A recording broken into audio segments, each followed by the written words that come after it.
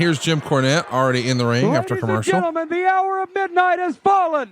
I present to you now the next tag team champions of the world, Loverboy Dennis and Beautiful Bobby, the Midnight Express. So let's talk about what we got here. Truckin' Tom Miller is our ring announcer. Of course, Jim Cornette always introduces the Midnight Express. The production quality here leaves a little to be desired, but I kind of like, this old primitive sort of look that we've got. There's not a lot of lighting. We do have a nice enough little entrance set here, but I love the spotlight on the way to the ring. And I know that you sometimes have gone back and forth on this, but I like when the arena's dark and there's a spotlight that follows them, and the only real light is right over the ring. And Arn Anderson often says that when you have a crowd sitting in the dark, they'll cheer louder. They're less sort of self-conscious about making a fool of themselves, right, hooting and hollering. And when you light them up, it looks better on TV maybe, and you do showcase how full it is, and you're showing off how popular your product is with an ass every 18 inches, like JR used to say, but they tend to be a little quieter. So you get a more raucous crowd if it's in the dark. And I kind of like the spotlight look that we have here. What do you think of the presentation that we're looking at right now? Well, I really like it.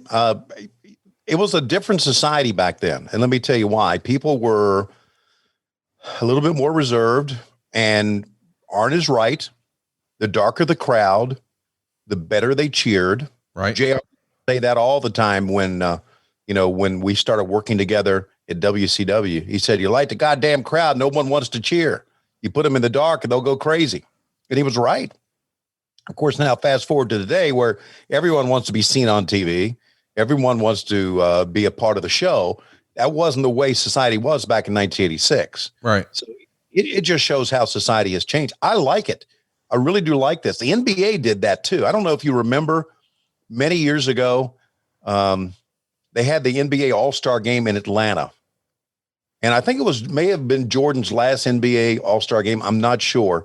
They had, it was kind of a throwback to the 70s, and they darkened Phillips Arena. They darkened it like they used to do. And it was a great atmosphere. And I like this. And I wonder, I guess only David could answer this. I just wonder how much of this production was paid for by TBS and how much was paid for by Jim Crockett Promotions. And I have to wonder who was in charge of all this. It looks like to me, does it look like to you that there's blood on the canvas? Yeah, it feels like there were matches earlier in the night for the live crowd. Yeah. Because, you can see that it's stained to shit. But I do let's talk about what's different here. This is not your regular Crockett canvas. It says Superstation imprinted all over the ring. So on all four corners, very reminiscent of boxing in the era. I love the look. Also, the Rock and Roll Express now are in the ring, and we see they're wearing the NWA World Championship tag team titles. And this is sort of the old school look. I guess it's like a Vartanian look. It's like a cast version of the titles, not the traditional. I think when people think of the NWA tag team titles in this era, they think of the blue tags. At least I do. I kind of remember these being, the tag titles before, if that makes sense. But I guess here they are. And I love the look of those, the 7 platers. What do you think of those belts? Yeah, I like them too. I think that not many people, except for, belt guys like you, or as I call them, belt snobs like you, know the difference. I remember the ones that the Andersons used to wear back in the day, which I guess these are the copies of, right? Yeah, that's right. They did 2 versions of that. They did the regular and then like a 25th anniversary, but like Rick Rude had them and blah, blah, blah. And there you see Midnight Express really taking it to the Rock and Roll Express right away. I love that look, by the way, when Ricky was coming to the ring here and he's standing on the outside of the apron and we shot him from below and you had those colored lights above the ring and you've got all those different colors and he's got a little spotlight on him. It looked big time. It looked special. And I know the production quality as far as the lighting and all of that at times is maybe not to everyone's taste, but they went out of their way to try to make this show look different and look special than what you would normally see on TBS. And I think they accomplished that. I do too. It's a good look. It's a big time look. And I'm also noticing, I think probably you have as well, all the different photographers. See them here at the bottom of the screen? Yeah. Not only that, but look at the big stick in the background. That's how they used to mic the ring here. Instead of hanging a microphone, underneath the ring and down from the ceiling over the ring, they've got microphones on a stick here that are going to pick up in-ring action, but also pick up the reaction from the crowd. I don't know, dude. I just dig it. And I dig the old guardrails, that these days the WWE has not only the mats around the ring on the floor, but they've also got the little perimeter. Everyone else in wrestling uses those old little bike rack deals, and sometimes they'll dress them up like you guys do in AEW, and certainly Ring of Honor has for a long time. But this is a much more primitive, just a couple of blue bars. And it just, I don't know, man, it looks cool to me. It's old school and I dig it. And I love this angle. Now we go to the hard cam view, and they're not just being stationary. They're zooming it in, they're zooming it out. They're panning left and right. I know you've sometimes been critical of TBS production, and they certainly deserve their criticism, but so far so good on this show, man. I kind of dig it. Yeah, me too. I like the look, and I like that hard that you were talking about. That hard, I call that the Madison Square Garden hard cam, hard angle. That's the way they shot MSG a lot from that angle. I like it, and I don't think they probably use it enough. But we had I was looking around to see if Jackie Crockett was at ringside, and he's not. I was going to say if he was at ringside, this is probably the first time Jackie shot a show on TBS. Jackie would shoot the shows for us when we go out and do syndication. I see. He was part of Emerson Lawson's crew and Wayne Daniel, that crew that worked for Jim Crockett full time. And I guess, again, we've talked about this before. The TBS people wanted their own people to work it. And I do recognize some of the people I don't. I can't remember their names, but I do remember working with them. Let's see, I'm trying to, the guy in the yellow shirt, he's a longtime ring guy for the Omni. Security? No, just kind of a guy that brought back the coats. Oh, I got you. And he also helped set up the ring. So he was like kind of a ring attendant, and he was there. I mean, you can go back and watch like the Battle of Atlanta, that one. Yeah. And you can see him at ringside as well. Charlie McGowan usually was the guy that kept the time. The ring announcer back during this era was at the Omni was me. I did the ring announcing at the Omni back in there, but they had Truck and Tom do it here because Tom was the best. And you'll notice that beside us, a guy with gray hair, that is Charlie McGowan, who's Scrappy McGowan's dad. And Charlie was the timekeeper. Charlie and I had such a great time at the Omni when we would do the shows. I know I've said this many times. We would break for intermission, right? And then Charlie would come out and he would look at me. He would say Broadway, and I go fuck, because we all wanted to make that 11:15 flight to Charlotte, the Eastern Airlines flight. So, like for instance, I remember Brad Armstrong, Ric Flair, and he came out and he said Broadway. I said, "There's no fucking way these two are going to go Broadway." He said Broadway. I said, "All right." So every 10 minutes, I would cut off 2 minutes. So the fans think it was a Broadway. It would end up being like 20 minutes less, something like that, 15 minutes less. They really didn't go Broadway because it was my thought that unless you had a stopwatch in the crowd, you really didn't know. It would have been 48 minutes, Tony. 48 minutes. So thanks for doing the arithmetic. So here's what something else I noticed. Notice in the ringside seats, in the corners where they might have security guards or people like that, they're folding chairs. But the people, I believe, because I just saw a couple empty seats in the front row, maybe somebody was taking a whiz or getting a drink. It's like a plastic seat you would sit in school, where it's like a one-piece construction. I don't know why, but all the old stuff about these shows really tickles me. And I was happy to know, because I don't think I really registered that was the case. And maybe it wasn't always. But you see that Winston logo in the background, which is, a tobacco brand. And of course, these days you could never see that, but I've seen that in so many photos. I don't think I put two and two together that was the Omni, that anytime I saw that Winston thing, it was the Omni. Right. That's kind of cool. And I like that you can't really see the crowd. It's just darkness. And then occasionally you'll see a couple of lights in the background around the concourse. Cause the Omni was a big venue. I mean, it was like, as Arn Anderson calls it, the Madison Square Garden of the South. Yeah, it was the Omni. And again, you can go back and take a look at every territory back in the day. The Omni for Atlanta, Greensboro for Mid-Atlantic, Madison Square Garden for the WWF. I'm sure that the AWA had their, big venue. Not so sure what that was because I didn't follow them. Maybe it was Bloomington, Minnesota. I'm not so sure. But everybody had their big venue that they always brought out the big guns in. And this was it. Although, this kind of looks like a different crowd. I want to tell you why, because you got kids in the front and you got a guy with a tie on. I was noticing that, man. It's not your paint by numbers wrestling crowd. No, you're right. It's not the regular Omni crowd. I don't think. Very interesting on this. Some of those guys may be TBS executives. Yeah, exactly. Wanted to see wrestling. Let's see. We got wrestling on our station. We don't like it. We like Andy Griffith, or we like the Braves, or we like Captain Planet. We don't like that wrestling stuff. We at CNN. Yeah, fuck you. Hey, you were saying I was in a bad mood. Listen to the way you're mad at I was in a good mood until you motherfucked me before we started. I was in a good mood until you just started to make it all about fuck WWE. We're talking. I didn't say about. I was congratulating WWE for going to the Cock Network. I think it's great. Why do you keep calling it the Cock Network? Well, because Peacock is 2 syllables, and I want to kind of button up how many syllables I use today. Okay, that's cool. Do that for everything else and not just WWE stuff, please. Okay.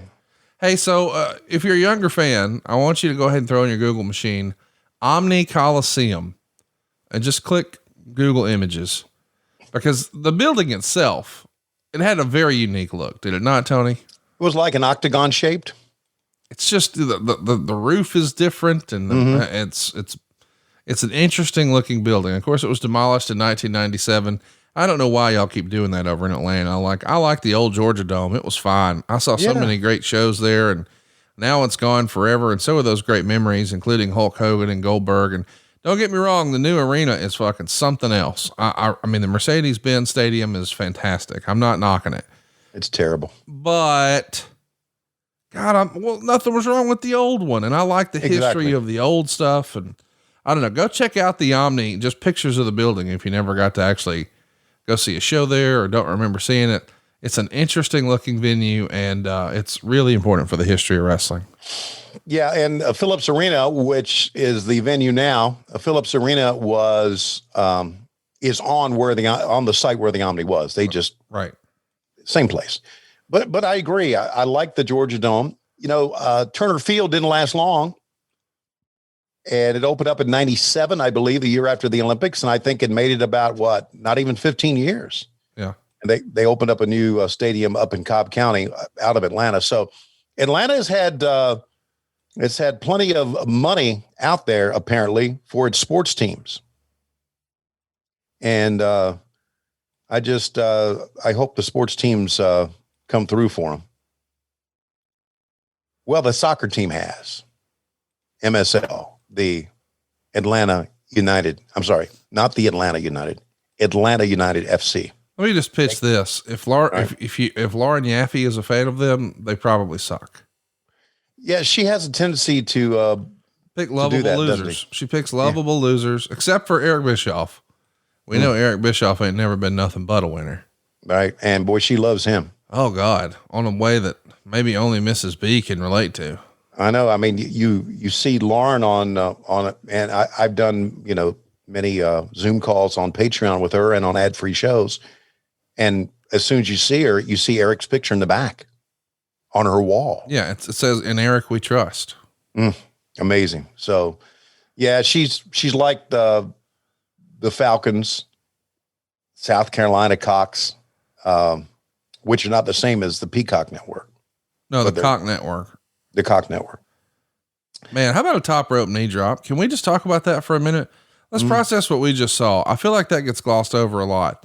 Bobby Eaton, one of the best in-ring performers of all time, been well established here on the show. And well, anytime you've ever heard anyone talk about working with him, he climbs to the top rope, jumps off, and then comes down with a knee drop and does not hurt the guy. No, that's a fucking skill, man. And I every time I saw that, I often wondered how he hurt his own knee by doing that. Oh God, he had to just destroy himself. But yeah, he took the brunt of it. All of it, not the brunt of it, all of Yeah. it. I've talked to guys who took it and they said, man, I never felt a thing. Yeah. And process what we're talking about there. You're 240 pounds or whatever, jumping off the top rope, knee first towards a guy's face, and he doesn't feel a thing. God bless Bobby Eaton. One of the all-time greats. And man, if he, obviously he did his best work when he's with Cornette because he had a powerful mouthpiece. So Cornette could piss you off and get you riled up and, evoke all these emotions. And then Bobby could go in the ring and do what he does better than anybody else. I mean, when you make a short list of great in-ring performers in this era who maybe didn't get the prime time spotlight in a singles position, Bobby Eaton's got to be near the top of that list. Bobby knew his craft, man. And, we had him, with us in Nashville at a stage show. Oh, tremendous guy. Just one of the nicest guys in the world and wouldn't say anything bad about anybody. No. And we're saying like on stage or backstage, Right. complimentary and polite and respectful for everyone. And if we said something shitty, he wouldn't chime in, but he might just tilt his head, grin and point. But it was, he's just a good guy. Yeah. I wish he was still performing. I wish he could wrestle till he was 100. Yeah, I do too. It's funny. I ran into him once years ago at the NWA Legends Fan Fest. I'm at the bar, of course. And he comes up to the bar and he's waiting on the bartender to come over. And I said, Huntsville's finest. And he turns and he says, what you know about Huntsville? I said, I'm from Huntsville. He says, no, you're not. I said, yeah, I am. And he said, well, I went to school in Huntsville. What schools are in Huntsville? So I start rattling them off and he's like, holy shit, you're from Huntsville. But it's like, why would anybody think it's cool to brag about being from Huntsville? You know what I mean? Like, yeah, that's not a cool thing to say. Oh, I'm from Huntsville. Well, if you're an Alabama, Huntsville's pretty cool, right? Let me mention the dark matches that happened on this card before we went live here were Ron Bass fighting the Barbarian to a draw. So that must've been thrilling. That was that strength contest that they were talking about, we did a promo on. Baron von Raschke defeated the Italian Stallion who was substituting for Sam Houston. And the Boogie Woogie Man, Jimmy Valiant, defeated the NWA television champion Arn Anderson by DQ. Yeah. The show also included an opening video package of Magnum TA arriving to the arena on his motorcycle to the tune of Willie Nelson's Georgia on a Fast Train. So we know why it didn't air, because they couldn't, here on the network, they couldn't play Willie Nelson's song, which he obviously gave them permission for in this era. Right. We also saw Bob Caudle backstage with Ricky and Robert Gibson as they were getting dressed for their upcoming title defense. And, they showed some footage of the Rock and Rolls beating the Russians to win the tag team titles. They played a commercial for the Starrcade 85, VHS, the home video as they called it back then. And they also showed footage of the Russians assaulting the Road Warrior Animal with a chain at the WTBS studios and hanging Road Warrior Hawk with the chain during the syndicated taping. They had Magnum speak with a race car driver, Benny Bartons. So there's lots of production and context, if you will, provided here on the show. And some of that still makes the network. Some of it does not, but we've got a great match here going, man, with the Rock and Rolls and the Midnights, and they get plenty of time here, 16 minutes and 27 seconds. And it's a pretty major moment that we don't want to miss. Also, the NASCAR driver is Benny Parsons. And I don't know if our history of WWE people had, put it in there right. Metadata is pretty big. Yeah. It's pretty important when you're working online. Yeah, that's why all those people are going to get laid off. Tony has the inside track. So, go ahead and print that and attribute that quote to Tony Schiavone and make sure you quote it that it came from the What Happened When podcast. No. Again, the big round guy with the beard is a lie. No. That's what I was trying to argue about earlier. Cause I said, I hope they don't But you said they will. I did not say I know they will. I said I'm sure some will. Okay. I hope they don't. Rocket launcher, baby. What do you think of the rocket launcher as a tag team, like a double team maneuver? I've always thought it was underrated. I love it. Absolutely love it. Look how these kids bump now, buddy. Boy, that is the definition and the epitome of a hot tag. Mm-hmm. Ricky Morton comes in, and it's usually the other way around. Ricky Morton's the one doing all the selling, and he tags in Robert Gibson, but we finally saw it happen the other way. Weird little cross body, and he covered him, but the other guys are in the ring, so Pee-wee's not going to make the count. The double drop. Oh, we got a referee bump. Jesus Christ, first match on TV. And Pee-wee was hesitant to just go with it. Yeah, I think he was hesitant because of, again, it's dangerous out there with that concrete. Oh my God. Jim Cornette comes in the hard way. That's a nice way to break your coccyx. Mm-hmm. Oh, and check this out. Ricky Morton has the belt out. Let's track a little bit of this. This is good stuff. Oh, there goes the racket shot from Condrey. Let's track it. Chop of Ricky Morton. He's down. Look at him. Cornette dragging. Beautiful Bobby over. They used the racket on him. Come on, Buck. Now Robert, you need to get back in. Robert's out there fighting. Fighting dead. No, no, no. Oh, no. David. They did it. That was the bell. It's over. Pee-wee Anderson looking for the belts. Oh, no, there's new champions. No. The Midnight Express, with the help of Jim Cornette. They're your winners. Let's watch it. Look at him. There you see. Robert. David, it was the racket. Cornette now pleading. Ricky's got that belt out that he's felt so many times. Here now it comes. There you see Dennis, and he waffles. Look at it. Ricky right in the back of the head. Takes it out. Cornette sees it. And that's, you know the rest. Hey, it's Conrad Thompson. Thanks for checking out the podcast here on YouTube. Be sure to hit the subscribe button and the notifications bell so you get a notice anytime we upload some new content. And go save yourself some money right now. If you're in a 30-year loan or you have credit card debt, it's not a matter of if I can save you money. It's a matter of how much. Find out right now for free at SaveWithConrad.com.